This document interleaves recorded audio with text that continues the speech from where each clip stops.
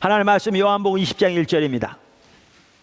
안식 후 첫날 일찍이 아직 어두울 때에 막달라 마리아가 무덤에 와서 돌이 무덤에서 옮겨진 것을 보고 시몬 베드로와 예수께서 사랑하시던 그 다른 제자에게 달려가서 말하되 사람들이 주님을 무덤에서 가져다가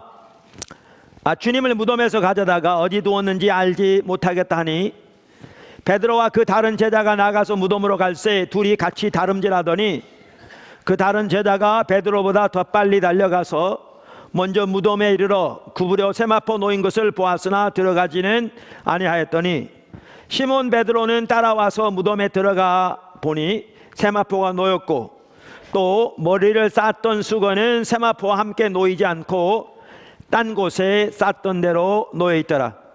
그때야 무덤에 먼저 갔던 그 다른 제자도 들어가 보고 믿더라. 아멘.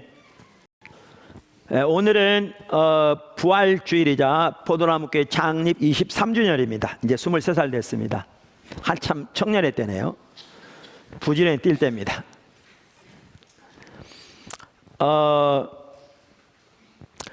오늘은 예수님의 부활을 이렇게 묵상하되 예수님의 부활의 과거, 현재, 미래에 대해서 살펴보겠습니다.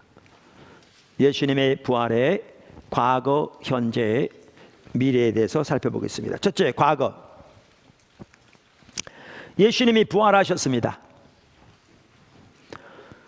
2000년 전 오늘 대략 예수님께서 우리의 죄를 지시고 십자가에 못 박혀 돌아가셨다가 죄와 사망과 사탄의 권세를 멸하시고 부활하셨습니다.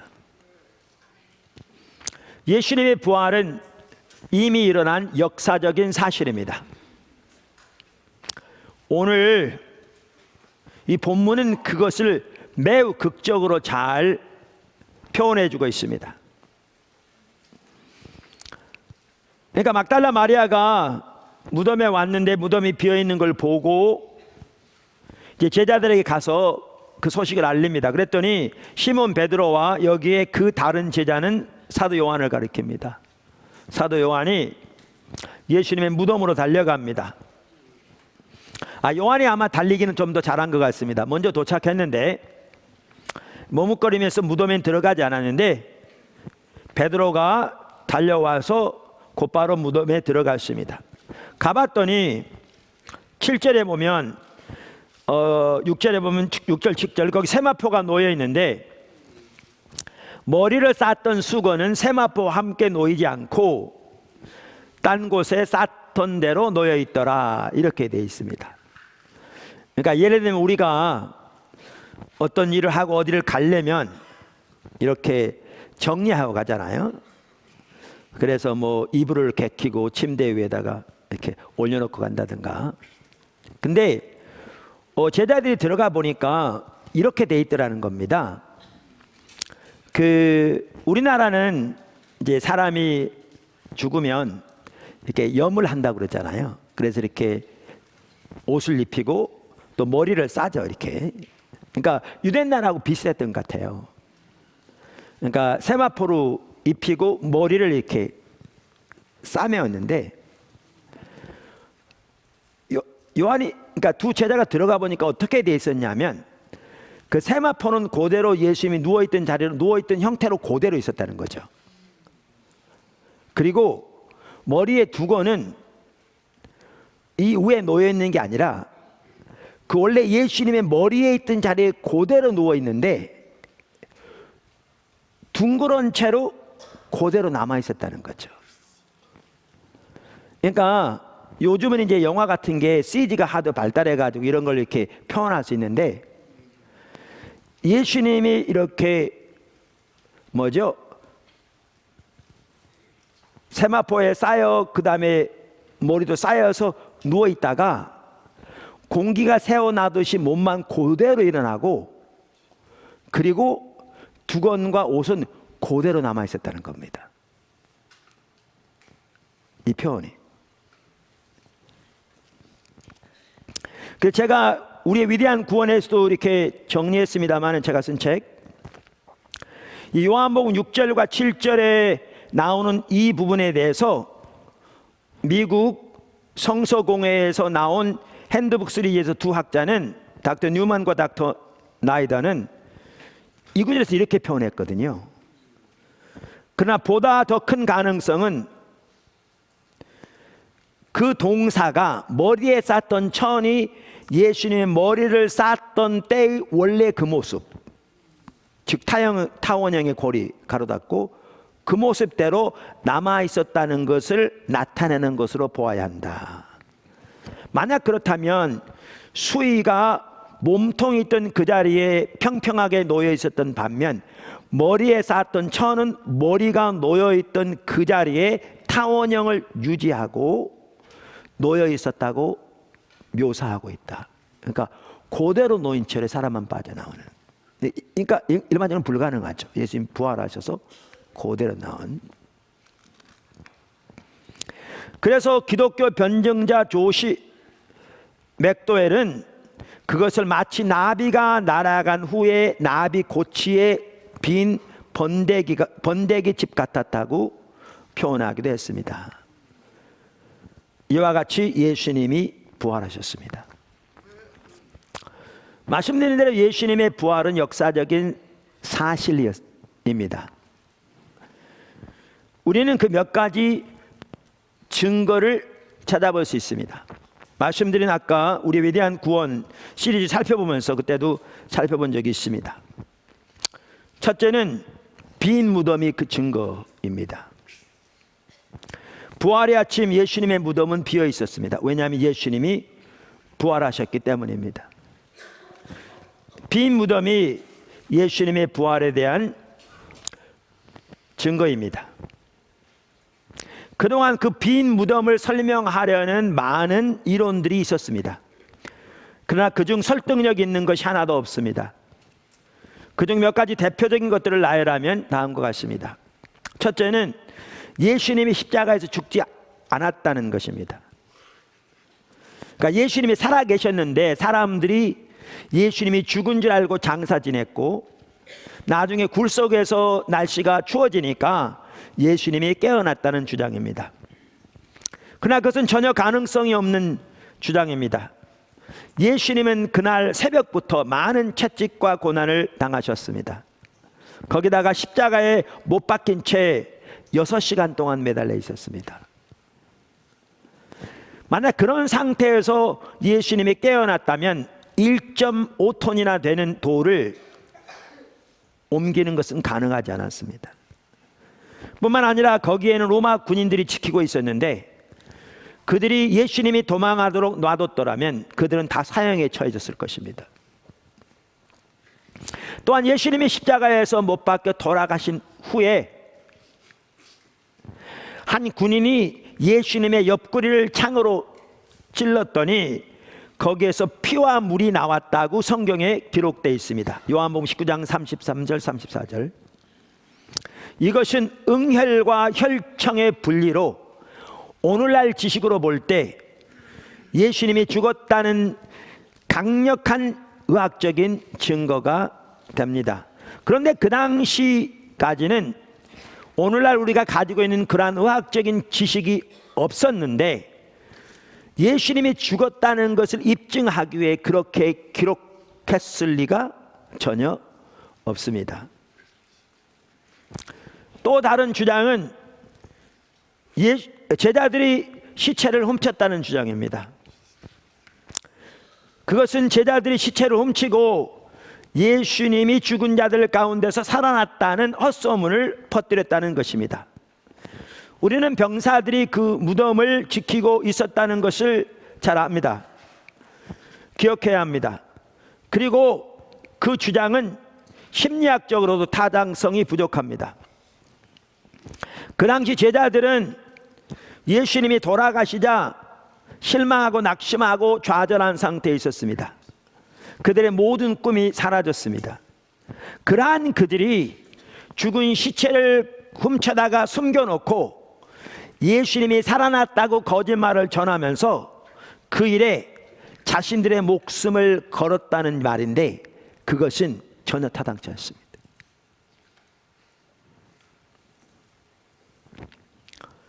셋째는 권력자들이 예수님의 시체를 훔쳤다는 주장입니다.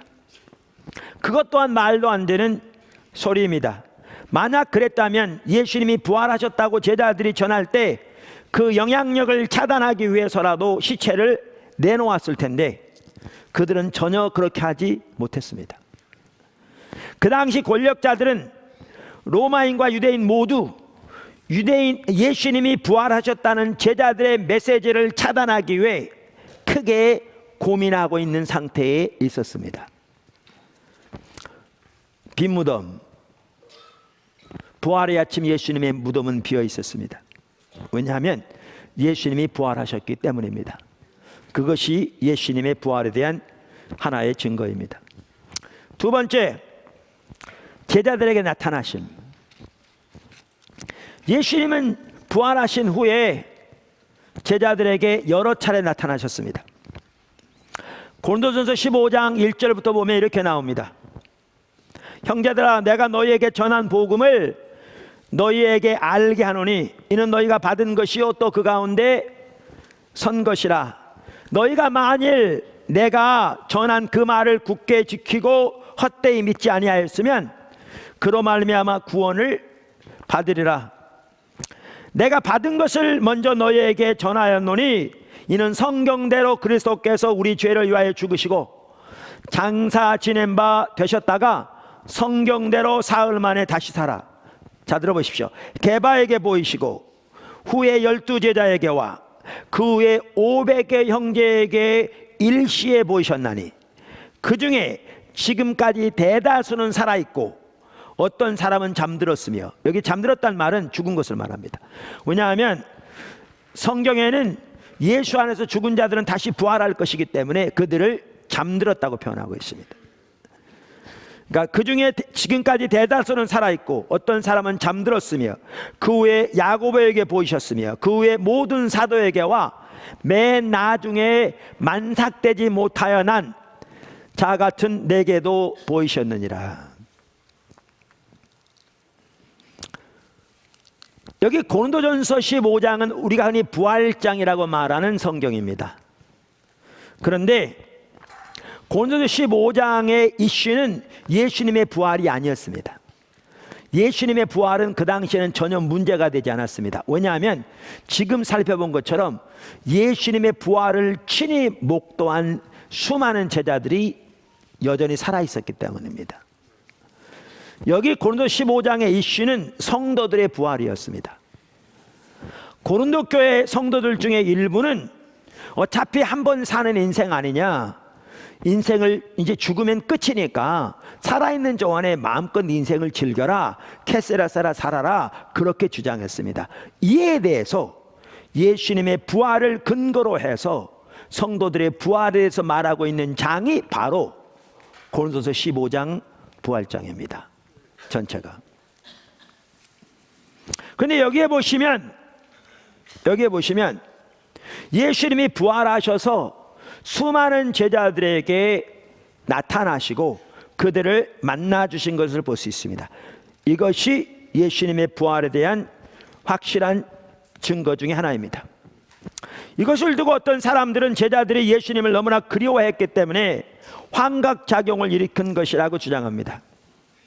환각은 실제로 존재하지 않는 외부의 물체를 분명하게 지각하는 것을 말합니다. 환각은 보통 극도로 긴장하거나 극도로 상상력이 풍부하거나 몹시 신경질적인 사람 혹은 병을 앓거나 마약을 복용하는 사람에게 나타난다고 합니다. 그러나 제자들은 그것 중 어느에도 속하지 않았습니다. 도마는 의심이 많은 사람이어서 환각을 일으킬 리가 그에게는 전혀 없었습니다. 건강한 어부들이 고기를 잡다가 환각을 일으킬 리도 없었습니다. 거기다가 예수님은 6주간에 걸쳐 부활하신 후에 11번이나 제자들에게 나타나셨습니다. 또한 11번 나타나고 더 이상 나타나지 않은 것이 환각 이론이 잘못된 것을 보여주기도 합니다. 왜? 그것이 환각이었다면 계속 보였을 것이니까요. 때로는 500명이 넘는 사람들이 부활하신 예수님을 동시에 목격했습니다. 이것은 환각적으로 불가능한 일입니다. 어떻게 500명이 한꺼번에 예수님을 보고 감람산으로 모여들었고 그곳에서 동일하게 헛것을 볼 수 있었겠습니까? 500명이 동시에. 환각은 객관적인 사실성이 없이 마치 유령을 보는 것 같이 주관적인 것입니다. 그러나 제자들은 부활하신 예수님을 만질 수 있었습니다. 예수님은 구운 물고기를 제자들과 함께 드셨습니다. 누가복음 24장 42절 43절. 한 번은 예수님이 제자들을 위해 아침 식사를 준비하셨습니다. 요한복음 21장 1절에서 4절. 베드로는 예수님이 부활하신 후에 자기들이 예수님과 함께 먹기도 하고 마시기도 했다고 말했습니다. 사도행전 10장 41절. 예수님은 제자들과 긴 대화를 나누셨으며 하나님 나라에 대해서 많은 것을 가르치기도 하셨습니다. 사도행전 1장 3절. 제자들을 만나 주신 것이 예수님의 부활의 증거입니다. 세 번째, 제자들의 변화된 삶. 그것 또한 예수님의 부활의 증거입니다.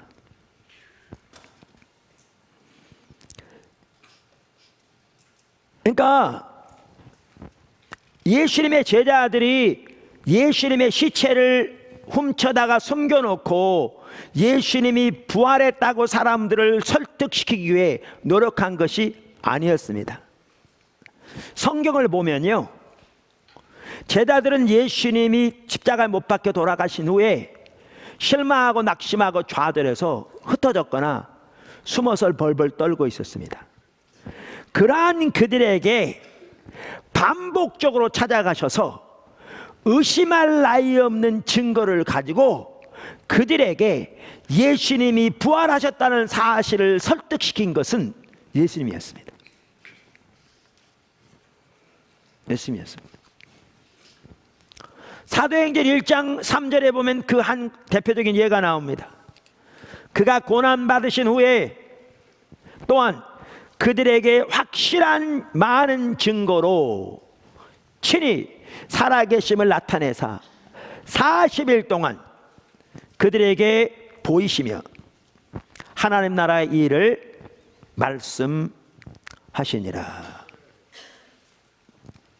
이렇게 예수님이 그들에게 반복적으로 나타나셔서 의심할 나위 없는 확실한 증거들을 가지고 그들에게 예수님이 부활하셨다는 사실을 명백하게 보여주셨기에 그들은 예를 들어 오순절을 보면 3,000명이 넘는 회중들 앞에서 예수님의 십자가와 부활을 확신을 가지고 전했을 뿐만 아니라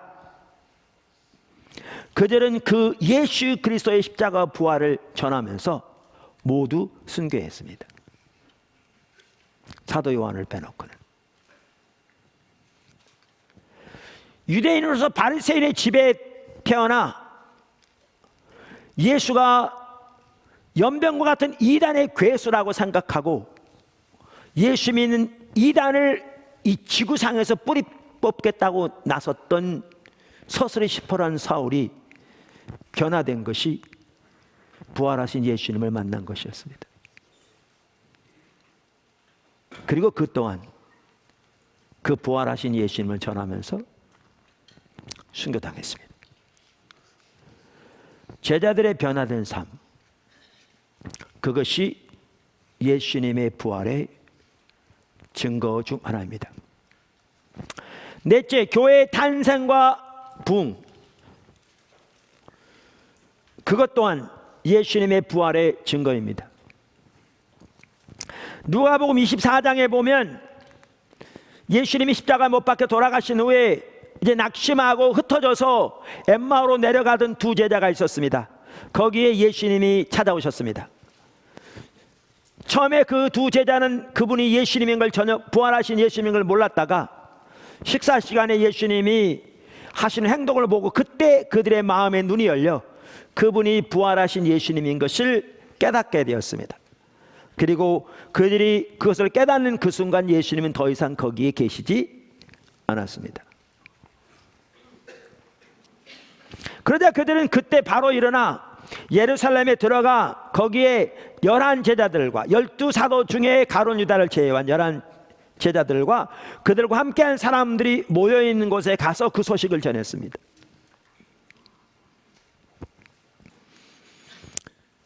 그리고 그렇게 말할 때 예수님이 그 자리에 나타나셨습니다. 누가복음 24장 36절, 이 말할 때에 예수께서 친히 그들 가운데 서서 이르시되 너희에게 평강이 있을지어다. 그들이 놀라고 무서워하여 그 보는 것을 영으로 생각하는지라. 여기 보십시오. 부활하신 예수님을 처음 만났을 때 그들의 반응이 뭐였습니까? 두려워하는 것이었습니다. 놀라는 것이었습니다.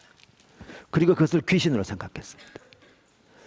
제자들이 시체를 숨겨다 놓고 예수님이 부활하셨다고 사람들에게 거짓으로 설득시키려고 노력한 게 아니고요, 부활하신 예수님이 그에게 나타나셔서 의심 가운데 두려워서 떠는 그들에게 자신의 부활을 증거하신 겁니다.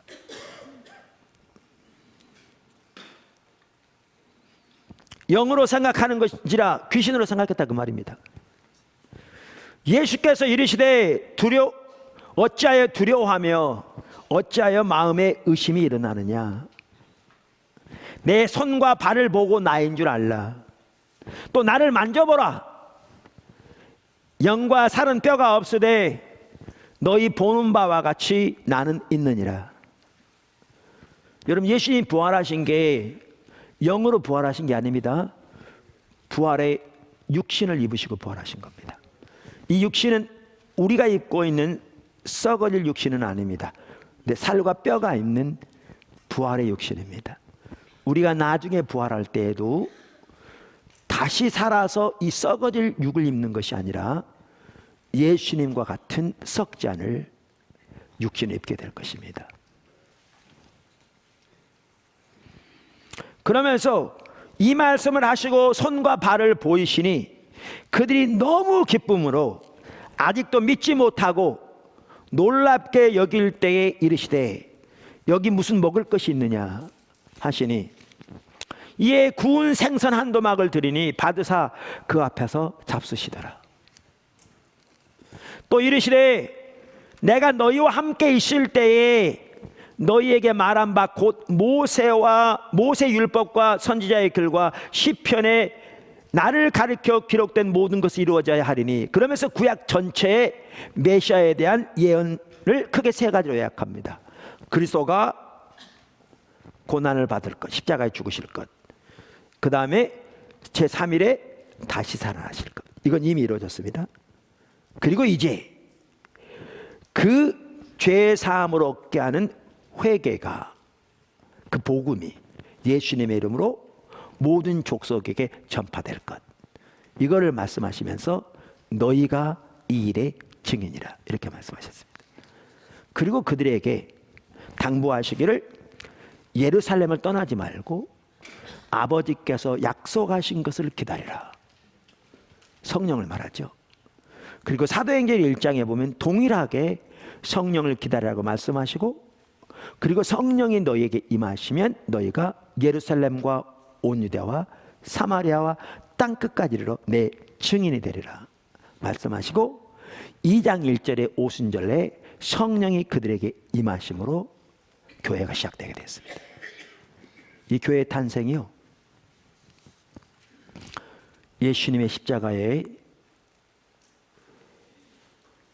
예수님의 부활의 증거입니다. 근데 단순히 탄생한 게 아니고요, 교회의 탄생과 부흥이 그 증거인데, 이 오순절만 하더라도 어떤 일이 일어나는 줄 아십니까?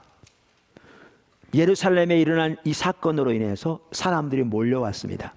그때 베드로와 사도들이 그들에게 복음을 담대하게 전했는데, 그 복음의 핵심이 뭐인 줄 아십니까? 한마디로 줄이면 너희가 죽인 예수를 하나님이 살리셨다는 거였습니다. 여러분, 이 복음을 전한 때가 언제인 줄 아십니까? 이때가 예수님이 예루살렘에서 십자가에 못 박혀 돌아가셨는데 사도들이 예루살렘에서 모여온 수천 명의 유대인들에게 너희가 죽인 예수를 하나님이 살리셨다라고 증거한 이 시점이 예수님이 돌아가신 지 불과 2개월 밖에 안 된 시점이었습니다. 그들의 기억에 그 모든 것이 생생하게 남아있는 그 시점이었습니다. 그리고 이렇게 예수 그리스도를 전했을 때 유대인들의 반응은 마음에 찔려 베드로와 다른 사도들에게 물어 이르되 형제들아 우리가 어찌할꼬 이렇게 외쳤고 그들에게 예수 그리스도를 믿어 구원에 이르라고 전한 메시지를 듣고 그날 3,000명이 넘는 사람들이 예수를 믿고 침례를 받아 구원에 이르렀습니다.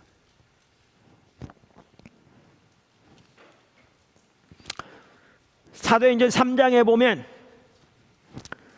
사도 베드로와 요한이 하루는 성전에 기도하러 올라가다가 성전 문에서 구걸하던 날 때부터 걸지 못하던 40세쯤 된 사람을 고쳤습니다. 그러니까 사도행전 4장 22절에 보면 그 내용이 나옵니다. 그가 40세쯤 되었다고. 베드로와 요한은 그 사람에게 나아가 그의 손을 붙잡아 일으키면서 나사렛 예수님의 이름으로 일어나 걸으라고 명령했습니다. 그랬더니 그는 곧바로 치유되어서 단순히 걸을 뿐만 아니라 뛰면서 하나님을 찬양하기 시작했습니다. 이것을 본 주변 사람들은 그 치유받은 사람이 어떤 사람인 것을 잘 알았기 때문에 베드로와 요한에게 몰려왔습니다. 그것을 계기로 사도들은 그들에게 예수님을 강력하게 전했는데 그 내용도 요약하면 동일합니다. 너희가 예수님을 죽였다. 그런데 하나님이 그를 살리셨다. 우리가 그 일의 증인이다.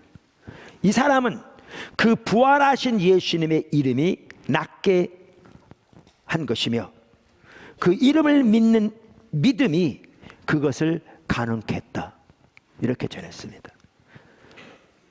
그리고 그날 부활하신 예수님의 이름으로 행해진 그 놀라운 기적을 보고 이어진 사도들의 강력한 복음의 메시지, 즉 예수님의 십자가와 부활에 대한 강력한 메시지를 듣고 그것에 반응하여 구원을 받은 사람들의 숫자가 무려 5,000명이었습니다.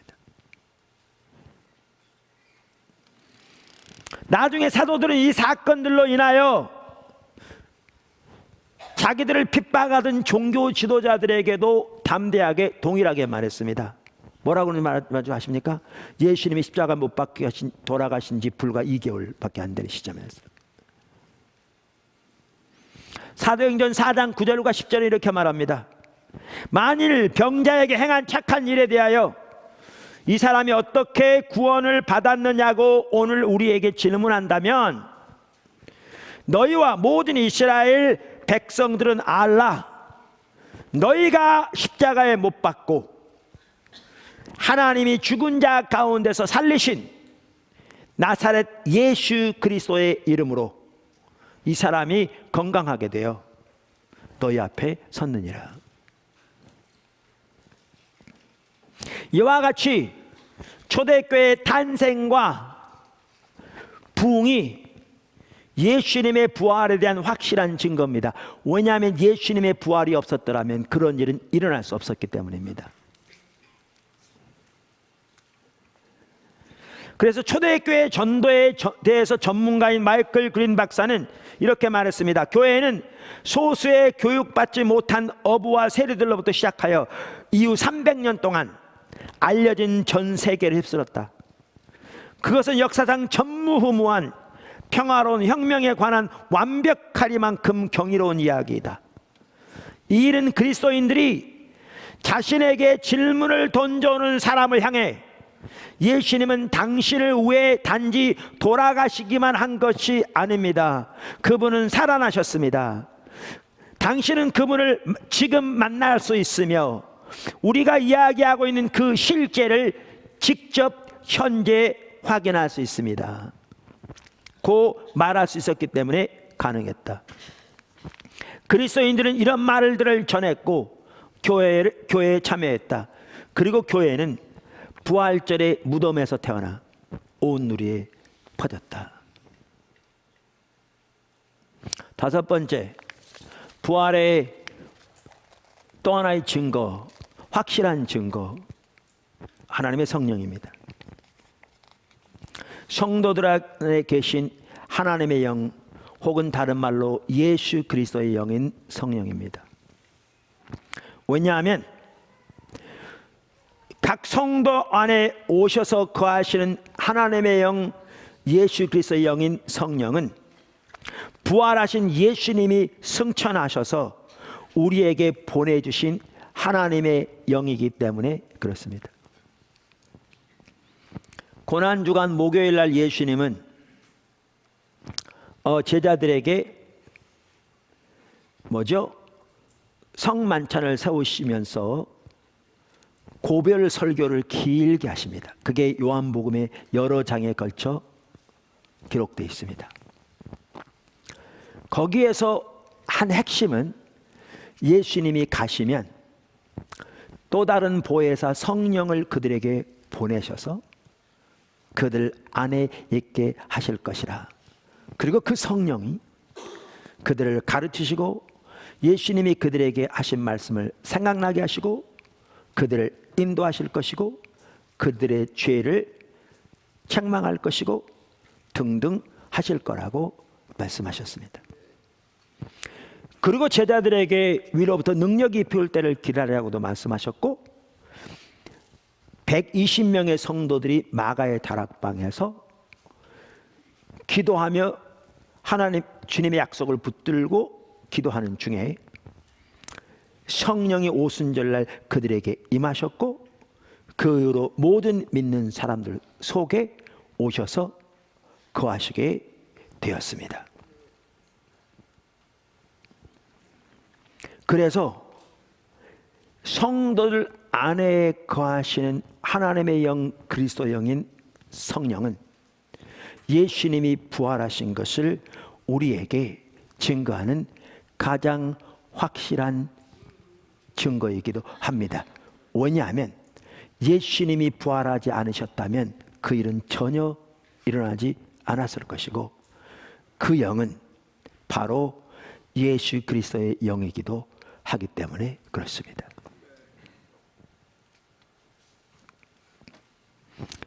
이와 같이 많은 증거들이 예수님이 역사적으로 부활하신 것을 보여주기 때문에 니키 건불 목사는 그의 책 Why Jesus에서 영국의 전 수석 재판관 달링경의 말을 인용하는데 그 달링경은 예수님의 부활에 대해서 다음과 같이 말했습니다. 진실로 판명되기에 유리한 너무나 살아있는 압도적인 증거들, 적극적이기도 하고 소극적이기도 한 사실에 입각한 상황적인 증거들이 있기 때문에 지각이 있는 배심원이라면 부활 이야기는 사실이라는 편견을 내릴 수밖에 없을 것이다. 여러분 얼마 전에도 나눴던 리 스트로벨, 그분은 그의 아내가 기독교인으로서 그분은 기자였는데 기독교는 허구에 기초하는 것이고 예수님의 부활은 가짜라는 것을 증명하기 위해 그 아내를 돌이키려고 그래서 연구를 시작한 사람이잖아요. 그러다가 그는 예수님의 부활이 역사적인 사실이요 받아들일 수밖에 없는 확실한 사실인 것을 발견하게 되고 깨닫게 되고 그래서 예수를 믿어 구원 얻을 뿐만 아니라 기독교 변증가로 섬기게 되었죠. 그래서 예수는 역사다라는 책을 쓰게 되었고 그 중에 하나 그 책이 얼마 전에 동일한 이름으로 영화로 제작되기도 했죠. 얼마 전에. 이와 같이 예수님의 부활은 역사적인 사실입니다. 둘째, 현재. 예수님의 부활의 능력을 경험하는 것. 예수님의 부활은 단순히 과거가 아닙니다. 예수님의 부활은 또한 현재적인 것입니다.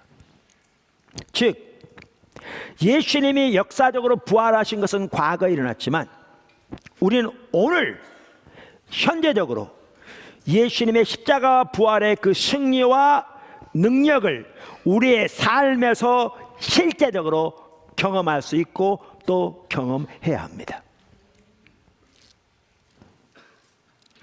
사실 교회 탄생과 부흥이 예수님의 부활에 대한 확실한 증거 중에 하나라고 말씀드렸는데, 아까도 읽은 것처럼 교회가 급속도로 빠른 시기에 그 당시 알려진 전 세계로 확장될 수 있었던 것은 그들이 단순한 교리를 전하는 것이 아니라 그들이 예수님의 부활, 십자가와 부활의 실제를 전하고 사람들이 성령의 역사로, 성령의 능력으로 예수님의 십자가와 부활의 그 실제와 그 능력을 경험할 수 있었기 때문에 그토록 놀랍게 확산된 겁니다. 다시 말하면 예수님의 부활의 현재적인 역사가 그 가운데 넘쳤기에 그토록 교회가 전 세계로 확산된 겁니다. 부흥을 살펴보면 잠시 언급한 적이 있습니다만은 초대교회 당시 얼마나 교회가 놀랍게 세계로 뻗어가게 되었는가. 이 책은요, 우리 총신대 박은규 교수가 쓴 세계 부흥운동사라는 책입니다. 저번에 한번 말씀드렸던, 여기에 보면 몇 가지를 좀 제가 읽어보겠습니다. 그 초대교회 당시에 그 하나님의 놀라운 그 교회가 어떻게 놀랍게 이 성장하게 되었는가, 또 하나님의 역사가 나타나게 되었는가. 그러니까 오순절 성령이 임하셨거든요. 그때 마가의 다락방에서 120명의 유대인들이 모여 있는 곳에 성령이 임했습니다. 대부분은 교육을 전혀 받지 못한 어부들, 세리들, 뭐 이런 사람들이었죠. 그리고 여인들. 오순절날 성령이 임하셨고 그때부터 50년이 지난 서기 80년경 로마 제국에는 기독교인 수가 14만 명이 있었답니다. 120명에서 50년 사이에 14만 명이 된 거죠. 이 책은 또 이렇게 말합니다. 확실히 2세기 동안에 소아시아에서 복음이 급속하게 확산되었다. 주 112년, 그러니까 오순절이 임한 지 100년이 안 된, 한 80년 된 지방장관 소플로니가 트라이안 황제에게 보낸 편지에는 기독교가 로마 제국 안에 얼마나 확산됐는가를 암시하는 다음과 같은 중요한 내용이 포함되어 있다. 지방장관 한 로마 그 관료가 그 당시 황제에게 보낸 편지입니다. 제가 보기에 그 문제는 특히 심사숙고할 가치가 있다고 여겨집니다. 왜냐하면 모든 연령층과 온갖 지위에 있는 많은 남녀들이 위험에 처해 있거나 장래에 처해질 것이기 때문입니다.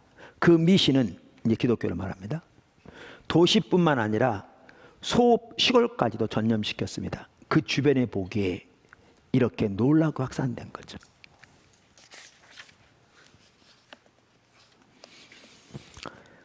학자들은 2세기 말까지 로마 제국뿐 아니라 메소포타미아의 모든 지방에서 기독교인들을 찾아볼 수 있었다고 말한다. 서기 300년까지 복음 전도자들이 로마 제국의 모든 도시와 지방에서 복음을 전했고 그 중에서도 시리아, 소아시아, 이집트 그리고 북아프리카에서 더 급속하게 확산되었다. 이렇게 말합니다. 초대 교회사 역사가인 유세비우스는 순회 전도자들의 역할에 대해서 이렇게 그의 책에서 기록했습니다.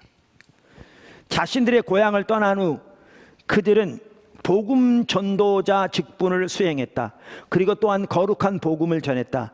외국에서 신앙의 기초를 놓은 후 하나님의 은혜와 협력으로 그들은 다시 다른 지방과 민족들에게로 갔다. 성령께서 또한 그들을 통해 많은 이적을 베푸셔서 가능한 한 속히 사람들이 복음을 들을 수 있게 하셨고, 사람들은 자발적으로 모여들었으며 열정을 다해 온 마음을 다해 참된 신앙을 가슴에 간직했다. 초대교회 감독들, 지금 프랑스인 리옹의 감독으로 섬겼던 이레네우스와 폰투스 감독 그레고리는 대표적인 인물들이다. 이레네우스는 리옹 가까이 사는 부족들 가운데 활발하게 복음을 증거했다. 그러면서 다른 학자의 말을 인용합니다. 짧은 기간에 고로의 작은 로마 리옹은 기독교 도시가 되었다. 영적 각성의 권능 속에 그리스도인들이 사역함으로 이교도들은 그들에 맞설 수 없었다. 수많은 사람들이 예수 그리스도를 구주로 영접했다. 이전에는 이교도들이 기독교의 무서운 적이었으나 부흥운동으로 많은 이교도들이 오순절 때와 마찬가지로 믿음의 격려를 받은 믿는 자들의 노력을 통해 하나님 나라로 들어왔다. 그들은 예수 그리스도에게 자신의 모든 것을 드렸다.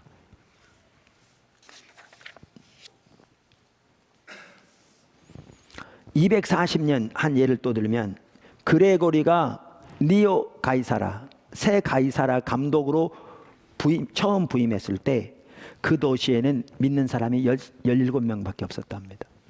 도시 전체에. 그 도시 규모는 여기 안 나와 있어요.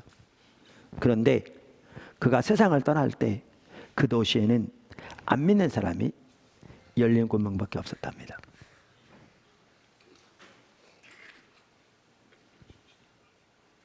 그레고리를 통해 많은 기적이 나타나 사람들은 그를 기적의 사역자라고 불렀답니다.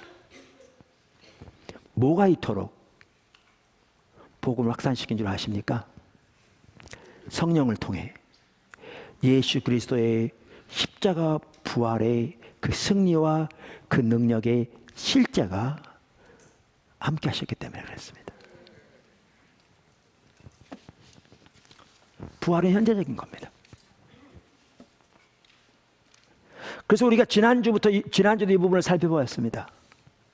그래서 사도 바울도 빌립보서에서 옥중서신에서 그의 사역의 거의 말기에 쓰여진 옥중서신에서도 그는 예수 그리스도의 부활의 능력을 알기를 그토록 갈망하고 있습니다. 그가 예수 그리스도의 부활의 권능을 알기를 구한다는 것은 예수님의 부활에 대한 역사적인 사실을 더 알기를 원한다거나 예수님의 부활에 대한 교리적인 지식을 더 갖기를 원한다는 말이 아니고, 예수님의 그 부활의 능력을 혹은 그 능력의 실제를 살면서 경험적으로 실제적으로 더 알기를 구한다는 말이죠.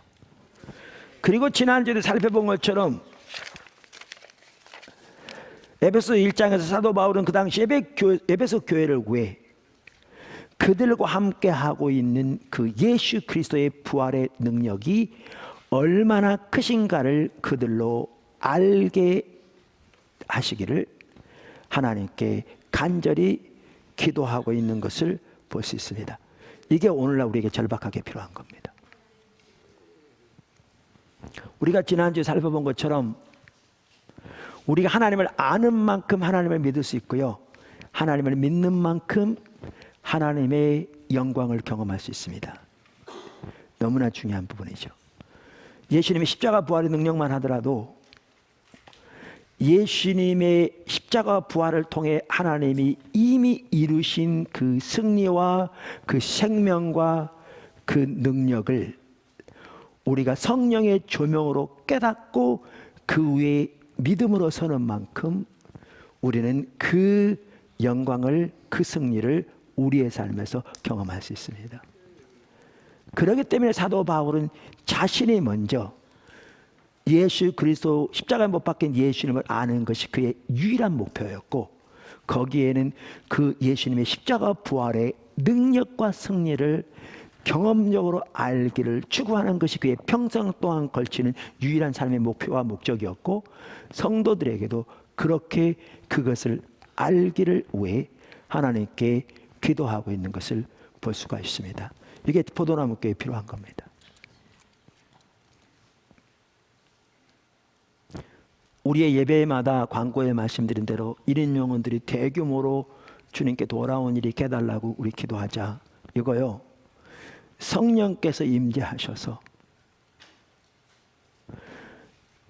주님, 하나님이 예수님의 십자가와 부활을 통해서 이루신 그 승리와 그 능력의 실제를 우리 삶 속에 선명하게 보이실 때, 깨닫게 하실 때, 나타내실 때,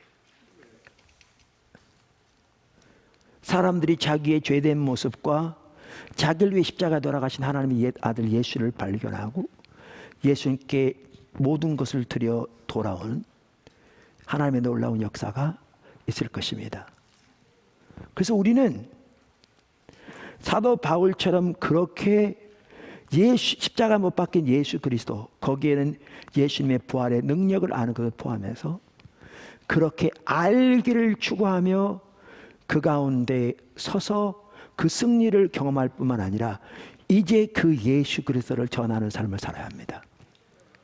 그게 우리가 살아야 할 삶이에요. 그게 성경에서 하나님의 사람들에게, 예수님의 제자들에게 하나님이 말씀하신 우리가 살아야 할 삶입니다. 그러니까 사도 바울이 고린도서 1장부터 예수님을 전하는 것에도 말하다가 2장 2절에서 나는 너희 중에서 예수 그리스도 곧 십자가에 못 박히신 그분 외에는 아무것도 알지 않기로 작정했다. 바울처럼 우리가 그렇게 주님을 알기를 추구하고 그 승리를 우리 삶 속에서 경험할 뿐만 아니라 그 예수를 전하는 삶을 우리 모두가 살아야 될 줄로 믿습니다. 부활은 현재적인 것입니다. 단순히 과거에 일어난 역사적인 사실만이 아닙니다. 예수님의 부활은 현재적인 것입니다. 세 번째, 예수님의 부활은 미래적인 것이기도 합니다. 즉, 우리가 부활할 것입니다.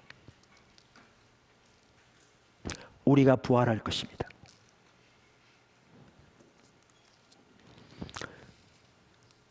아까도 말씀드린 대로 고린도전서는 15장은 부활장이라고 그러는데, 고린도 교회 성도들 중에 일부가 어차피 한 번 사는 인생 죽으면 끝인데 그저 네 인생 즐기며 살아라 이렇게 주장하고 있어서 예수님의 부활을 근거로 해서 성도들의 부활에 대해서 다루고 있는 장입니다. 거기에서 15장 12절부터 이렇게 말합니다.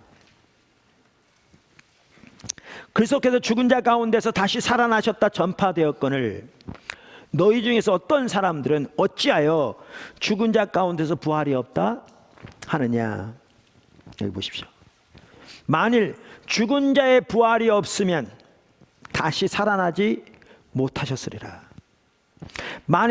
그리스도께서 만일 다시 살아나지 못하셨으면 우리가 전파하는 것도 헛것이요 너희 믿음도 헛것이며 또 우리가 하나님의 거짓 증인으로 발견되리니 우리가 하나님이 그리스도를 다시 살리셨다고 증언하였음이라.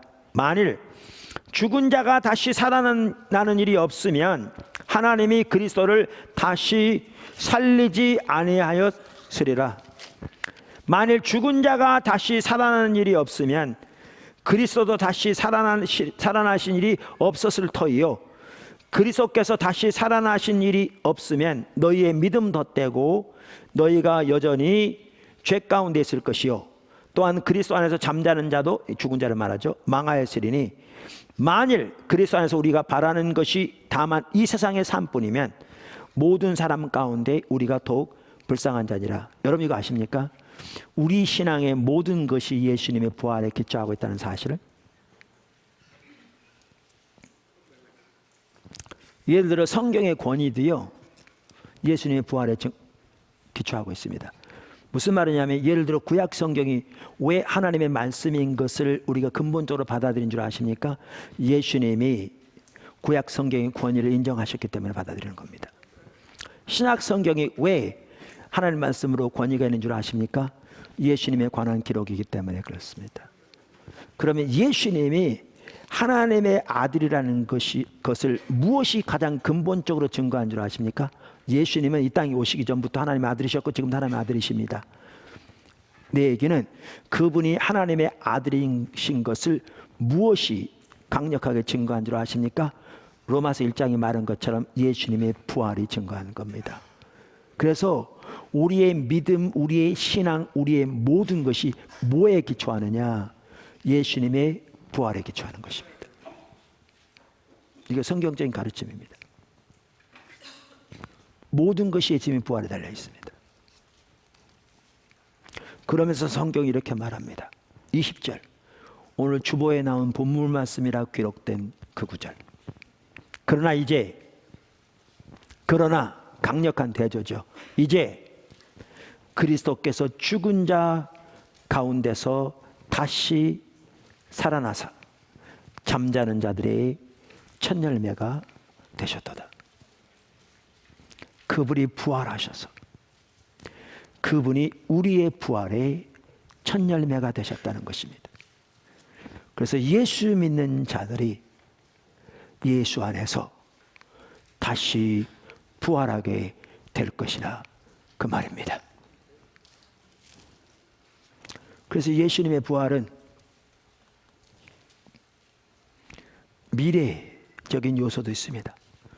우리들이 예수님처럼 예수님의 부활의 몸과 같은 몸으로 부활하게 될 것입니다. 그리고 그 모든 것에 대한 가장 확실한 보증으로 하나님은 모든 믿는 사람들 가운데 하나님의 성령을 주셨습니다.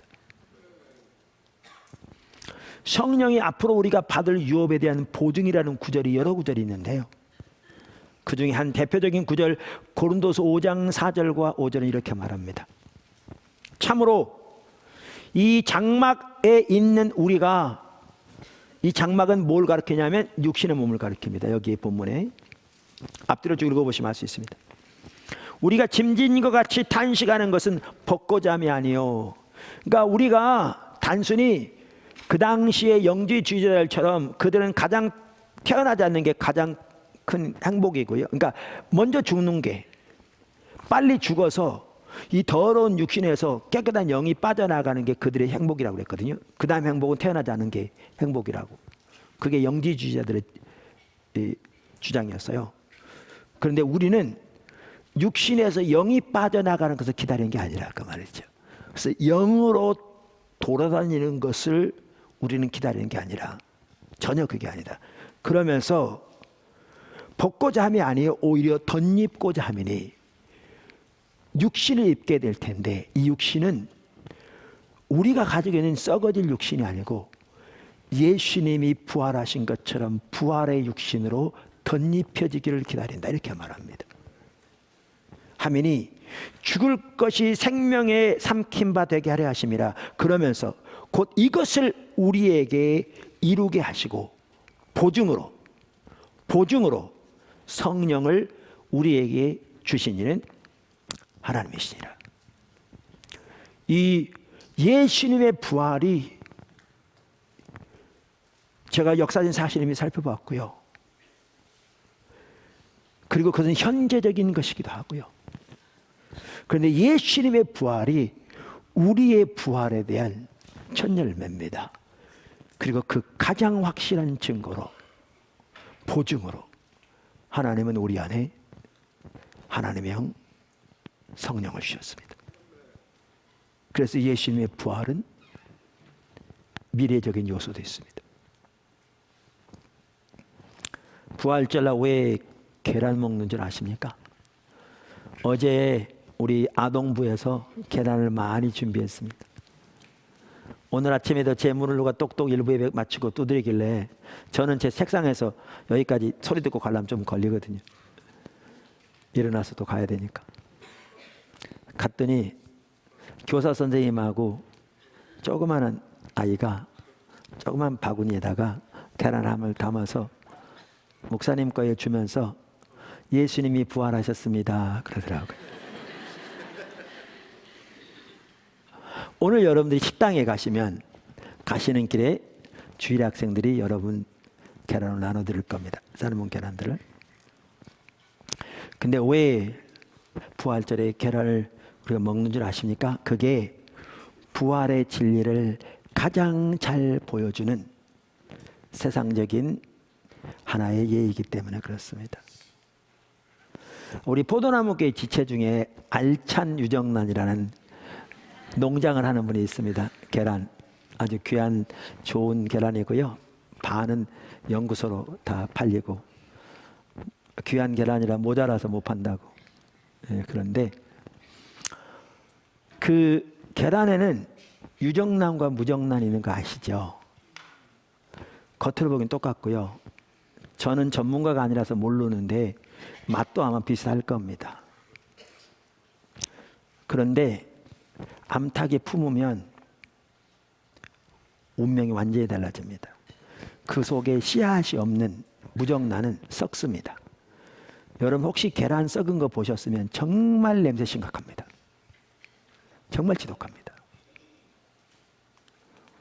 그런데 그 속에 씨앗이 있는 유정란은 계란을 암탉에 품었는데 그 씨앗의 형체를 따라 그 속에서 병아리가 나옵니다. 생명이 탄생하는 거죠. 예수 믿는 사람과 안 믿는 사람 겉보기에는 똑같습니다. 목욕탕 가서 다 벌거벗겨 놔도 똑같습니다. 근데 주님이 오실 때, 주 앞에 설 때 그 운명은 근본적으로 달라질 겁니다. 그 속에 하나님의 씨앗 성령이 없는 사람은 썩게 될 겁니다. 그 죄로 인해서 영원한 사망 가운데 처하게 될 겁니다. 성경은 지옥에 대해서 말하고 있습니다. 그런데 그 속에 하나님의 씨앗이 있는 사람은, 성령이 있는 사람은 그 형체를 따라 부활의 몸으로 다시 부활할 것입니다. 그게 성경이 말하는 바입니다. 여러분 나무의 세계에 나무도 생명이 있습니다. 꽃도요 생명이 있어요. 물 안 줘보세요. 금방 죽어 말라버려요. 화초도.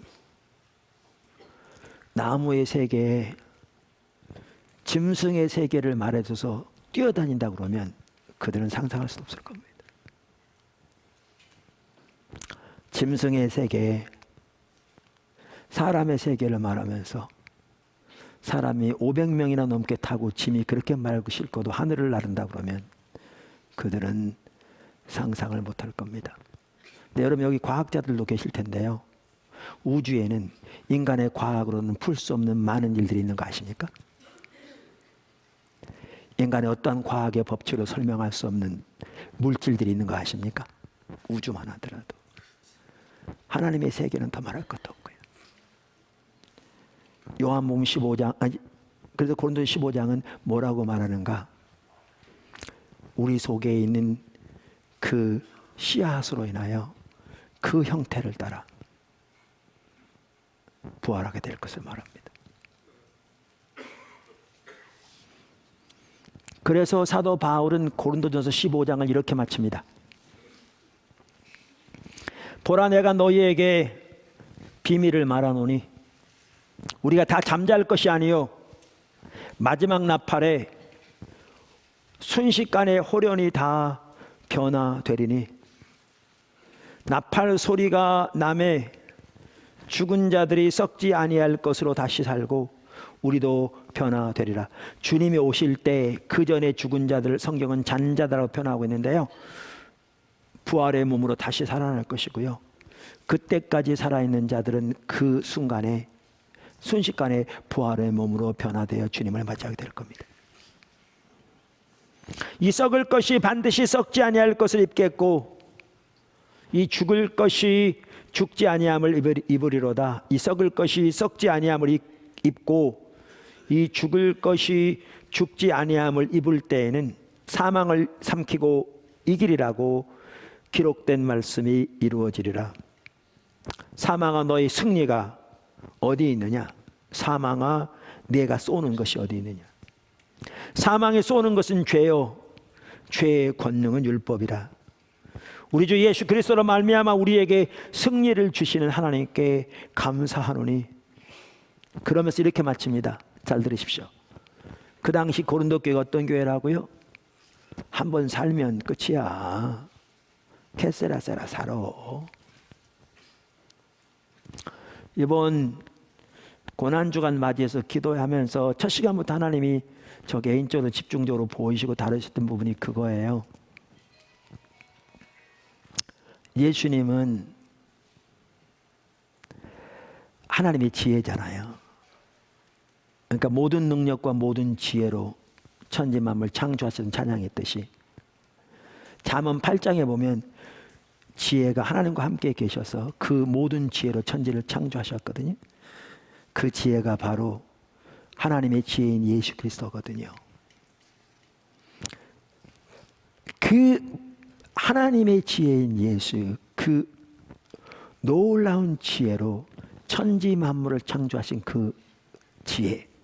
그런데 그분이 우리 죄를 위해 십자가에 지셨거든요. 돌아가셨거든요. 이거요, 세상적인 지혜로 보면 너무너무 어리석은 겁니다. 이거요, 헬라인들은 지혜를 추구하는 사람들인데 그들의 관점에서 이거는 정말 어리석은 겁니다. 유대인들은 강함을 추구했는데 그들에게는 걸려 넘어지게 하는 겁니다. 말도 안 되는 겁니다. 그런데 하나님의 미련함이, 인간적인 용어입니다. 하나님의 미련함이 사람의 지혜보다 비교도 안 되는 건 뛰어나가 말한 것처럼 어리석은 것처럼 보였을지 모르지만 그걸 통해 하나님은 사탄과 사망과 죄의 머리를 깨뜨리시고 예수님이 부활하셨습니다. 그러면서 보이신 게 뭐냐 하면 예수님은 가난한 자, 병든 자 이들과 함께 계셨는데 우리는 크고 세상 강하고 세상적인 성공을 추구하는 거죠.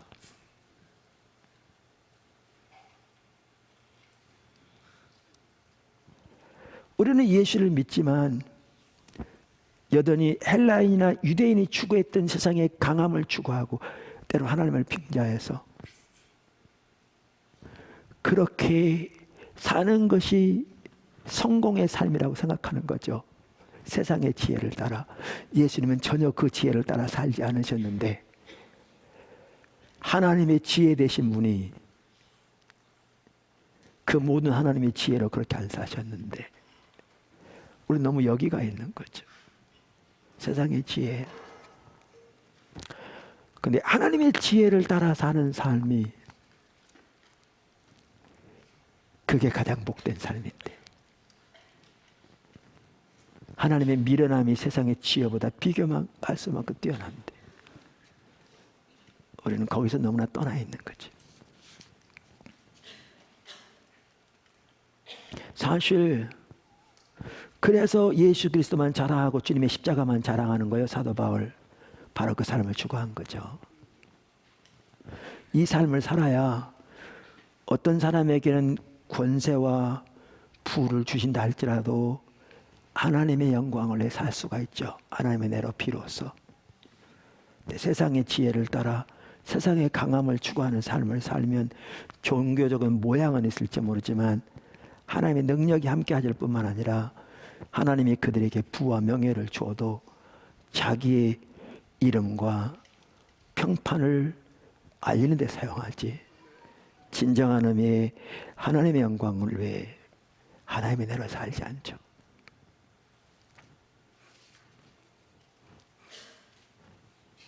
그걸 보이시면서 우리 오늘날 우리들의 죄를 회개하게 하시고 주님 계신 곳에 같이 있기를 더 선택하기를 기도하게 하시고 그러셨어요.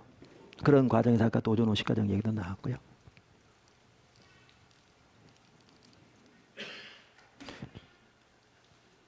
성경이 그렇게 말합니다. 다시 한번 이거 읽고 마치겠습니다. 그러므로 내 사랑하는 형제들아, 견실하며 흔들리지 말며 항상 주의 일에 더욱 힘쓰는 자들이 되라. 주의 지혜를 따라 살아라. 주의 길을 따라 살아라.